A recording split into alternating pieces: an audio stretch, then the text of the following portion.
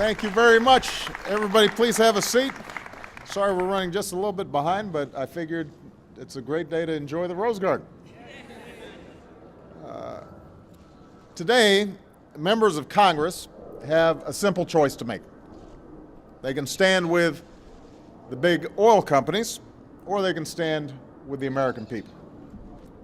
Right now, the biggest oil companies are raking in record profits.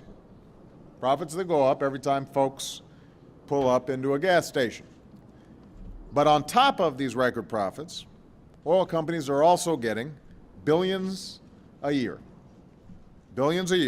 in taxpayer subsidies.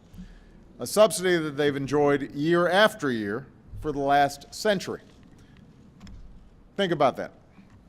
It's like hitting the American people twice. You're already paying a premium at the pump right now. And on top of that, Congress, up until this point, has thought it was a good idea to send billions of dollars more in tax dollars to the oil industry. It's not as if these companies can't stand on their own. Last year, the three biggest U.S. oil companies took home more than $80 billion in profits. Exxon pocketed nearly $4.7 million every hour. And when the price of oil goes up, prices at the pump go up, and so do these companies' profits. In fact, one analysis shows that every time gas goes up by a penny, these companies usually pocket another $200 million in quarterly profits.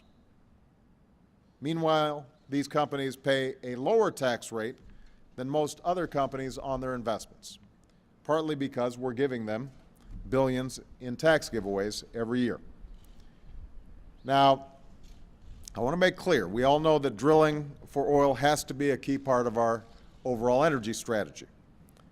We want U.S. oil companies to be doing well. We want them to succeed. That's why under my administration, we've opened up millions of acres of federal lands and waters to oil and gas production. We've quadrupled the number of operating oil rigs to a record high. We've added enough oil and gas pipeline to circle the earth and then some. And just yesterday, we announced the next step for potential new oil and gas exploration in the Atlantic. So the fact is, we're producing more oil right now than we have in 8 years, and we're importing less of it as well. For 2 years in a row, America has bought less oil from other countries than we produce here at home, for the first time in over a decade. So American oil is booming. The oil industry is doing just fine. With record profits and rising production, I'm not worried about the big oil companies. With high oil prices around the world, they've got more than enough incentive to produce even more oil. That's why I think it's time they got by without more help from taxpayers who are already having a tough enough time paying the bills and filling up their gas tank.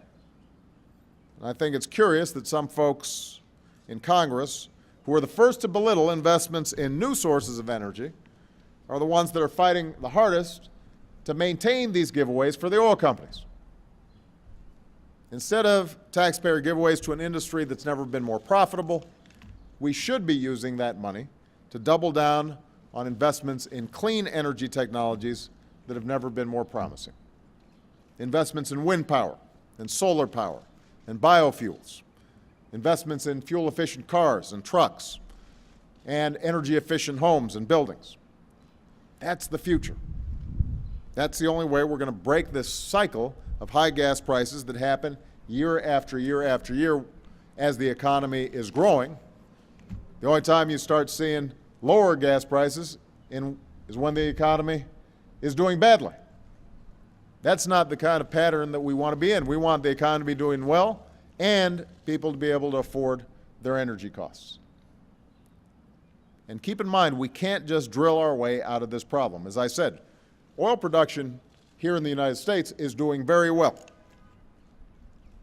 And it's been doing well even as gas prices are going up. Well, the reason is because we use more than 20% of the world's oil, but we only have 2% of the world's known oil reserves. And that means we could drill every drop of American oil tomorrow, but we'd still have to buy oil from other countries to make up the difference. We'd still have to depend on other countries to meet our energy needs. And because it's a world market, the fact that we're doing more here in the United States doesn't necessarily help us, because even U.S. oil companies, they're selling that oil on a worldwide market. They're not keeping it just for us. And that means that if there's rising demand around the world, then the prices are going to go up. That's not the future that I want for America.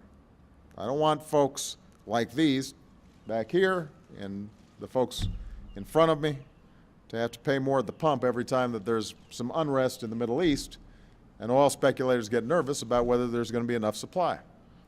I don't want our kids to be held hostage to events on the other side of the world. I want us to control our own destiny. I want us to forge our own future.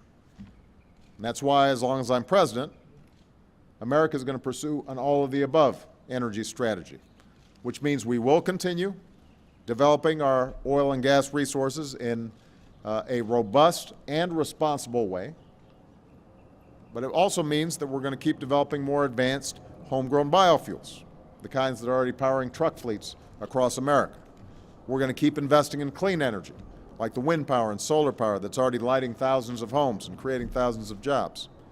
We're going to keep manufacturing more cars and trucks that get more miles to the gallon, so that you can fill up once every 2 weeks instead of every week.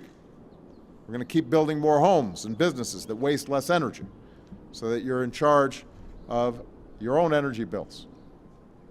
We're going to do all of this by harnessing our most inexhaustible resource, American ingenuity and American imagination. That's what we need to keep going. That's what's at stake right now. That's the choice that we face. And that's the choice that's facing Congress today. They can either vote to spend billions of dollars more in oil subsidies that keep us trapped in the past, or they can vote to end these taxpayer subsidies that aren't needed to boost oil production so that we can invest in the future. It's that simple. And as long as I'm president, I'm betting on the future. And as the people I've talked to around the country, including the people who are behind me here today, they put their faith in the future as well. That's what we do as Americans. That's who we are. We innovate, we discover, we seek new solutions to some of our biggest challenges, and ultimately, because we stick with it, we succeed. And I believe that we're going to do that again. Today, the American people are going to be watching Congress to see if they have that same faith. Thank you very much, everybody.